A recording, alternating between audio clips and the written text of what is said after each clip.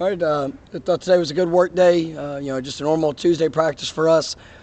It was good to let the guys have another day. With Saturday being off, and then coming back with Monday. I thought that really helped them. Guys doing a good job getting treatments. Continuing to take care of their bodies. Had some guys that were limited today, but some guys even got more work than what I thought they would. They're coming out of the weekend, so we're continuing to progress. When it comes to that, first Tuesday, first day of heavy emphasis of Boston College, so some different looks. Things that we're trying to prepare for, but I thought the guys had a pretty good mindset throughout the course of the day. Some good competitive drills back and forth, and ultimately we just got to continue to grow and build upon that as we go through this week. But all in all, I thought it was good work. How did we get back in a rhythm like Tuesday is actually a Tuesday, and a Wednesday is actually a Wednesday? I'm looking forward to it, and it's it's been, and that's really part of this week is getting us prepared for what that's going to be as we're rolling through, and that's part of the reason giving them off Saturday. We had technically a short week, but after a bye, but trying to get them on that sequence of what to expect as the season continues to go on, and it'll be good for their bodies and all the things. We've been in a couple of really physical games, but it's definitely good for guys to get in their own sequence. I know I asked you yesterday how Tate has kind of progressed with having that confidence under his belt, but now with full practice, I guess what did you see from him coming back? No, he's continuing to push himself. And that's one of the things that allows guys opportunities to go and play well is when you put it in practice and you have the best opportunity for it to show up in games. It doesn't always, like I said, maybe after the game, but the hard work doesn't guarantee success, but it does put you in position. And I think that's what Tate was why he was able to bounce back from even some tough first plays in the game the other day. It's just trust your training, and he comes out to work. He really is very cerebral in what he does. Is a gifted player in the skills that he has. But I thought he had a good day today, located the ball well, and just continuing to push to get better. The way he played Friday, the way he'll practice this week, will that affect the way you'll evaluate Jordan? The way that Tate played Friday and showed you his ability, and the way he'll practice this week, will that affect the way you evaluate Jordan? We're evaluating Jordan on how Jordan's doing. And so Jordan is, as the week progresses, if he's prepared to play, he's gonna play. I know you're kind of unsure about who will be at quarterback. Do you have to prepare Tate differently for how a team might prepare game plan for him coming into a game? Not really. It's about us, and so ultimately, it takes 11 guys out there on the field. Tate has things that his strengths and things that we would probably want to showcase, but that's every week. When we were prepared if he won in the game last week, what we wanted that to look like and what it would be, and I thought that as he grows through every practice, that just continues to expand, and there's nothing that Tate can't do that we do offensively, and I'm not in control of what anybody else is going to do to try to defend us, so we'll be able to respond and react to whatever we see. Tate and Wilson looked strong on Friday, and in practice it's carried over. What's that connection look like for you? It's just all those guys. It's about just the consistency of how they show up, and whether it's a first team, second team, whatever role you have. Going out there and putting your best foot forward, and that's how quarterbacks develop confidence with receivers, and then vice versa. It's about the quality of the work that's being done, and I think we're seeing the continued growth of that. Johnny just seems like getting better and better. Is that confidence just keep building with him as well? Yes, and confidence is one thing, but as I say pretty often, confidence comes through work, and he's getting better because he's working really hard, and he's coachable, and he wants to be great. And there's plenty of people that say that. I've never been around a player that's just says they want to be average. They all say the same things.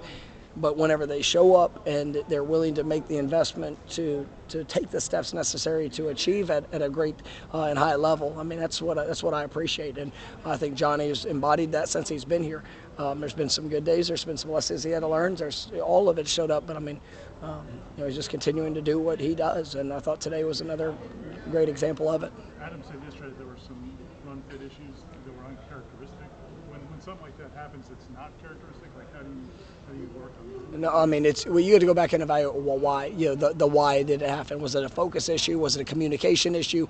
Technique, fundamentals. And in our case the other day, there was some communication and some focus issues of why that showed up. And so now it's our job to push that sense of urgency to make sure that we're communicating with the intensity that you're going to face when you're in front of thousands of people. That all the distractions that are there, can you maintain the greatest focus on the slightest of details, whether it's a communication or whether it's where my eyes need to be, making sure that my reactions are on point, to the best of my ability. And so those are all things that you have to, as a coach, you always have to answer the why. Well, no kid wants to go out there and screw up. No player ever wants to do that. No coach ever wants to make a bad call.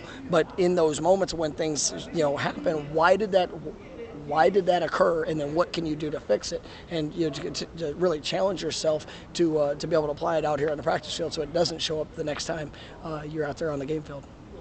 Coach Fuller was really complimentary of Brendan Gant the other day. I guess what did you see from him in terms of buying in and just accepting it's the same word, investment. I mean, he believes in what we do within this program, and is come with a position change, to try to put him in the best position for him to showcase his talents. Him in special teams. I mean, he was phenomenal the other day.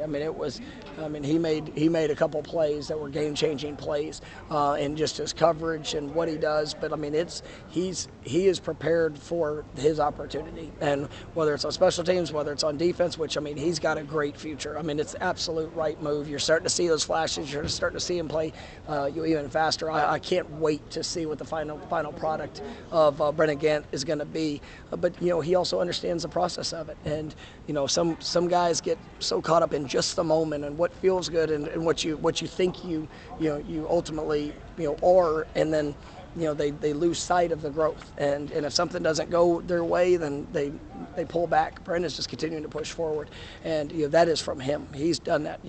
We had very real conversations last spring, and I could not be prouder of a young man than I am with Brendan because of just his work ethic and investment. Are any of the young defensive tackles, have any of them you think maybe work themselves into the rotation where they can get on the field? I think they're really close. Daniel Lyons is, he's doing a great job. He's going to be a heck of a football player here, and you see it. He's just it goes back to the experience of the reps and the details. I think Bishop Thomas is going to be a lot of fun to watch. He's got to continue to clean up some things, but you see an explosive mover that's really dynamic, and I think you've seen the growth. Josh Former. Malcolm Ray, has done some wonderful things here in the last year, over the course of the last year. Jarrett's now, has been thrust into a bigger role, with Fabian not playing last week, and so you're seeing those guys, that compete and challenge. But I'm excited about the group. After what you guys have been through the last 2 weeks, do you guard against an exhale at all? Come back home and you guard against that daily, whether it's good or bad. It goes back to the objective. Today we got to be better, and it's not. I know it's repetitive, but it's what I believe, and it's what we believe as a program. And so you have to guard against it every day, because human nature wants to exhale. Whether you're 0-3 or whether you're 3-0, the human mind wants to be comfortable. And you've got to be willing to make yourself uncomfortable for ultimately what you want. And I want to see this team play our best game. I want to see this team, go out there and have a great focus on communication, details, fundamentals. I want to go. That's what I desire, and that's what these guys want. And it's good. After the game in the locker room, we're all excited we won. Everybody is, and you celebrate that. You just too much work goes into it. But there's the balance of, all right, what do we do to get better from that? Because that was not. There were areas in that game that showed up where it was uncharacteristic. There were some things that I believe that were much better than that showed up, and so now it's our job to get it fixed. And so this week we're going to play one of the best coached teams that's in this league. I've got the utmost respect Coach Hafley and what he does, and these guys have some talented playmakers. It is, they are, defensively, they do a great job with their scheme and what they do and how they attack. It's got some really talented and experienced defensive backs, some guys up front that play so hard and physical and have playmaking ability. Offensively, it's, you're going to see quarterback, receivers, running back with all conference player last week. This is a group that is talented, but we got to go out there and we got to play our ball, and those are the steps I want to see. How would you assess? How would you assess how your cornerbacks have played through 3 games, and just what's kind of the key for them against a guy like say Flowers? Yeah, it's gonna. I think when you look at it, Duke being injured, and he was able to battle to be back for LSU, but really very limited. They're here this last week. Jerry and Jones, I think, is continuing to get better. Had a really good fall camp. And I see him taking positive steps. As you look at, I think Renardo Green has played remarkable. He's done some great things throughout that. So, I see the competition there. You got guys like Azaria, you got Malik, you got Sam McCall. All guys that are continuing to work and push for opportunities. And then, obviously the safeties and what they're doing. It's just continuing to take those positive steps. And we're going to have our hands full here this week. But ultimately, if we go out there and stay true to the little things, I've got a lot of confidence in how we'll respond. All right, thanks, guys. Thank you. We'll have Kalen Deloach in the middle, Preston